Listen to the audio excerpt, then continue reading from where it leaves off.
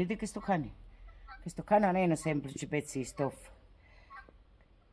Questo cane è un maccatore, lo chiamavano i nanni, un fazzoletto. Questo qua quando uno i nanni erano a Pagliaro, erano alla campagna, la prima cosa si mettevano un maccatore. Questa è dignità dei contadini, che dove vieno se lo portavano. Certe volte quando erano a campagna, la prima cosa magari usavano pure, usavano il pane.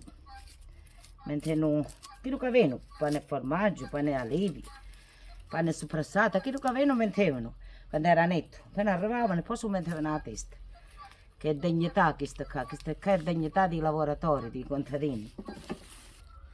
Si mettevano alla testa, o prima si mettevano per quando c'era il sole, o si proteggevano la testa dal sole, si mettevano per il freddo. Eppure l'uomo si mettevano, cioè però cambiava il maccatore, che l'uomo certe volte era scozzese, era un maccatore del naso, invece che dei femmine, certe l'avevano pure ricamato.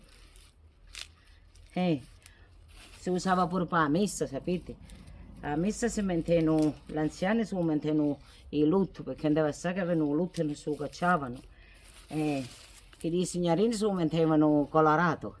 Poi andando avanti si usava la veletta, che mi ricordo io si usava la veletta, alla messa si metteva la veletta.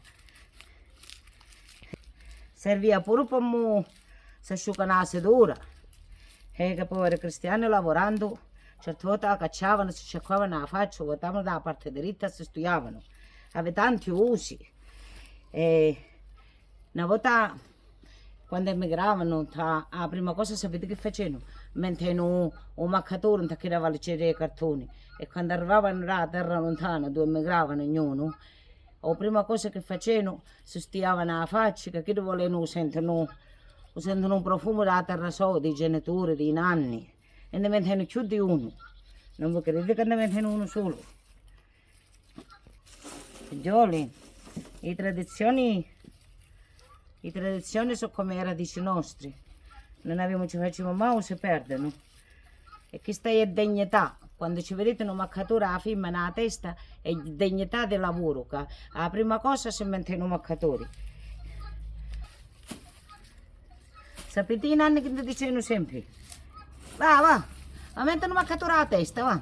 Ma che non lo dicevano per bene nostro. Prima di tutto che li proteggevamo dal sole. E secondariamente erano gelosi per la nettità, non mi credete che erano più netti i moni.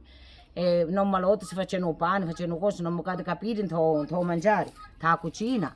Mettevano sempre un maccatore. Un maccatore è dignità dei contadini. E quando si mettevano un maccatore, questi contadinelli, vi dico che erano di una bellezza unica. Acqua e sapone erano proprio naturali, era una bellezza unica.